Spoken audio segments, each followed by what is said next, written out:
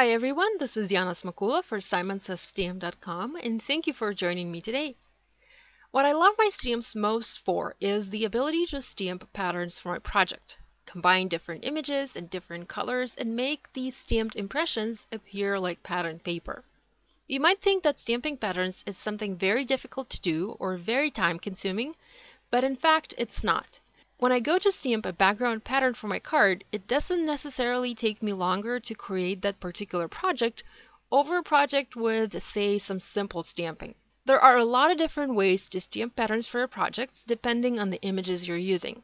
I'll show you one of those ways in this video. I'll be stamping a floral pattern using Simon Says Stamp Wild Beauty stamp set, various ink colors, and Copic markers. You can use other stamps for this technique. I'll just share a few basic tips or rules that I use when I go to create patterns for my projects. I usually like to use color layering stamp sets for stamping floral patterns. Color layering uses the technique of stamping images progressively, adding color and detail for a beautiful look. This stamp set that I have here has two layers to each image. There is an outline layer that adds detail and a base layer for adding color.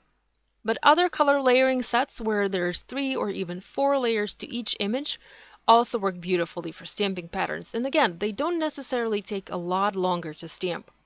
Before I go to stamping a floral pattern, I decide if I want to do masking or if I don't want to do any masking. And I just want to stamp images next to each other without any overlap. Masking takes a little bit of extra time, but it does give you that beautiful clustered look. If I decide to do masking, and I am going to do masking to stamp my patterns today, I then decide on a cluster that I want to create and identify the images that will need masks for my project. Here I have a test pattern that I did using several different images from the Wild Beauty stamp set.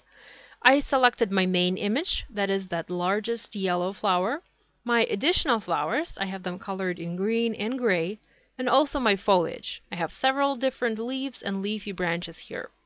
And I tried a couple of different combinations. I clustered images differently and I mixed in different images just to see what that would look like. So for me, this is the first step. Decide if I want to or don't want to do masking, decide on the cluster of images, and test stamp a few ideas out. Here's a pattern stamped using identical images with 2 different flowers being masked. I also have some images floating free in the background. A few flowers are not attached to anything. They're just there to fill in the space in between the floral clusters. Here's another card that I shared on my blog a while ago. Absolutely no masking was used to create this floral pattern here. Yet it still looks beautiful. So after I've decided on the images that I want to use and clusters I want to create, I then go to pick my colors. Again, I would test stamp a few images on a scrap piece of paper and use several different color combinations to see if I like any of them. Here's a close-up of my test image. I used various colors of ink and a few colors of Copic markers to color these flowers. So now that I know what kind of pattern I want to stamp and what images will require a mask, I will go ahead and stamp and cut the mask out for my project. I will only need a mask for one image, the largest flower, and I'm going to make 2 identical masks for this card. When I go to coloring my images with the second stamp layer and ink, I will need to replace the first mask, the old one, with a fresh one to avoid getting ink transfer onto my paper, and I'll explain that in detail when I get to that point. So I'm stamping my masks onto post-it notes and I'm cutting one of them with my scissors. You can also use masking paper for this or regular printer paper and just adhere it with temporary adhesive or even hold it in place with your finger or use a piece of washi tape to hold it down when you do your stamping. So now it's time to start stamping the pattern. I usually like to start in the center of my panel, and this particular panel is cut to 4 1/4 by 5.5 inches. I'm using Simon's Intense Black ink because it's a Copic-friendly ink, and I will be using Copic markers to color the images that don't have matching layers to add color to them. So I've stamped the first image, the main flower. I masked it with my post-it note mask, and I'm adding additional images and creating my cluster. For this particular pattern, I'm going to use a static set of images, so flowers and leaves are going to be identical in all of my clusters, but you can mix them up if you like.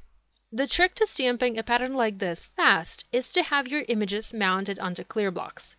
This way, you're not constantly changing up the stamps on your clear blocks, and you're not spending a lot of time not stamping. You do need a couple of clear blocks for this though. And you can use the front and back of your blocks like I'm doing here. I also like to work in clusters. So I first go to stamp one cluster. After it's done, I go to stamp the next cluster and then the next one. Each previous cluster, however, influences the next one. My clusters, even though they are using the same images, are not identical. I do rotate my images to make sure I do not have any huge gaps on my background.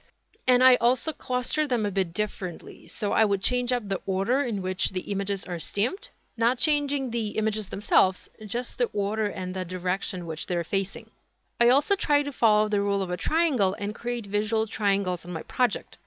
I don't want this particular pattern to look geometric, so I'm trying not to stamp the flowers on a straight line, but rather forming triangles on the background. If I use geometric shapes, say a circle or a triangle or a square, I do try to stay in a straight line, but here, this is more of an organic pattern, so I'm staying away from straight lines. You'll notice that I can't fit a flower everywhere on the background, like there on the left-hand side, but I can fit the leaves. So this is what I'm doing. I'm going outside the edge so that it appears that this pattern was cut out from a larger pattern, and it appears that the pattern continues beyond this sheet of paper, and it looks like the flower is there overlapping the leaves, although it's not. Now you will usually end up having spaces in between your floral clusters, and you can keep those spaces empty, or you can use small images to fill in those spaces. I like to use whatever small images I can find and just stamp them in between my clusters to add additional interest to my patterns. Here I'm using the flower centers and just stamping them in black, filling in the gaps in between my flowers. But again, this is optional and floral patterns do look beautiful without these fillers. After I've stamped my pattern, I go to color it. Again, to make things go faster, I color one type of image at a time. So I don't do each cluster from start to finish, but rather work in stages. So stage 1 would be to stamp the cluster, stage 2 would be to color the biggest flower in each cluster, then stage 3 would be to mask the largest flower and color the smaller flower again in each cluster, and so on. If I were to color each cluster from start to finish, it would take more time, and there would be a bigger chance of messing up, at least for me. I tend to lose focus and ink up my stamps with the wrong color of ink and just mess this whole thing up. So for me, it is more productive and more efficient to do one color at a time. Now, if this flower had 3 or 4 layers, I would first stamp that second layer using one color of ink, then stamp third layer using another color of ink, and then stamp fourth layer on all flowers using that last color of ink. It does take less time for me if I work this way. So after I colored the largest flower and I used Simon Says Stamp Sunshine ink, I then started working on the blue flower. Again, I would mask the main image and stamp the second flower in another color, and I'm using Simon Says Stamp High Dive for this one. Now this is where you will need to have a new clean mask. A mask will protect your image only so many times. After you've saturated your masking paper with ink a couple of times, that ink will transfer onto the image that it is masking, just like it did here on the bottom flower. So that means it's time to use a new mask to avoid getting that ink transfer further. I'm going to go ahead and cut out that second mask that I had previously stamped and continue coloring my images. I did forget to color one of the blue flowers in the center, but I will come back to it later. Now, not all images in this particular stamp set have matching layers, but it doesn't mean I can't color them using other ways. I'm going to use Copic markers and add color to those other black and white images. Now, I'm not going to do any ink blending. The main flowers were stamped in one color of ink. There's no going from light to dark. So to maintain that look, I'm not going to do any double or triple color blending on the rest of these. I'm using BG13 to color the largest leaf, and again, like I did with the stamping, I'm first using one color and coloring one type of image at a time. It does take longer to color versus to stamp and color, but I don't mind. Plus, I can introduce another colors to my pattern. And if you wanted to, you could actually Copic color this entire piece, or watercolor it, or color it with your colored pencils. To color the second leafy branch, I'm using V12 color. I wanted to add a bit of lilac to this background. So again, I'm using one color and coloring one type of image only. Next, I'm using V17 to color the small round flower, and I also used a yellow marker to finish coloring this pattern. So here's the look of the two patterns that I made using this stamp set. It took me about 20 minutes to stamp and color each pattern. So 20 minutes for one pattern. Now to turn this into a card, I like to keep it simple. The pattern is very busy already, so I wouldn't add anything too distracting or too detailed. For example, I wouldn't add a detailed word die cut on top of this, as it would just get lost. So I'm going to add panels with heat embossed sentiments. Alternatively, you can add a layer of vellum to mute a part of this pattern, and I often like to do that. But for these, I will heat emboss the sentiment in white embossing powder and will just foam mount it onto the background. So first, I'm going to prep my panel with an anti-static powder tool. This tool does wonders for heat embossing. There are a couple of different tools like this one, and they all work great. So what this tool does is it eliminates the static on the paper and also eliminates the grease and oils from your fingers and just helps to keep embossing clean. I never do my heat embossing without this or a similar tool. I'm going to go ahead and stamp the sentiment, and I'm making sure to align it on my panel so that it is centered. I'm referring to the grid lines on my cutting mat and also on my clear block. Next, going to cover the stamped image with embossing powder. I'm using Hero Art's white embossing powder today and heat set the powder to melt it. Before I heat set it, I often like to use a dry paintbrush to clean up any stray embossing powder particles that might have ended up sticking to the paper where they are not needed, but I didn't have any on this particular piece. I've already adhered my stamped panel onto an A2 top folding card base. I trimmed this card slightly, so it's not really an A2, just a little smaller, and I'm going to foam mount the sentiment panel on top. When I'm using foam adhesive, I like to use a lot of it. If I'm not adding a solid layer of foam, I do like to test if I have enough support.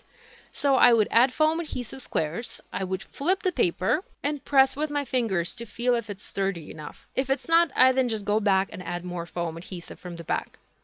Lastly, I added a few clear sequins and clear drops just to add some sparkle and shine to these projects. So here's a closer look at these cards featuring stamped floral patterns. I hope I've given you some inspiration and some good tips, and you will try stamping patterns like this yourself. If you're interested in the products I used, I have them linked down below in my YouTube description and also on my blog. Here are a few more fun videos on my channel featuring pattern stamping. First one is all about stamping patterned paper and creating matching embellishments with your stamps. Second one shows stamping large patterns for multiple cards. And the third one is a really fun one. It shows the struggles of coming up with a card design and also shows how to stamp a pattern for a masculine card. Be sure to subscribe to this channel if you haven't yet done so, and thank you so much for watching.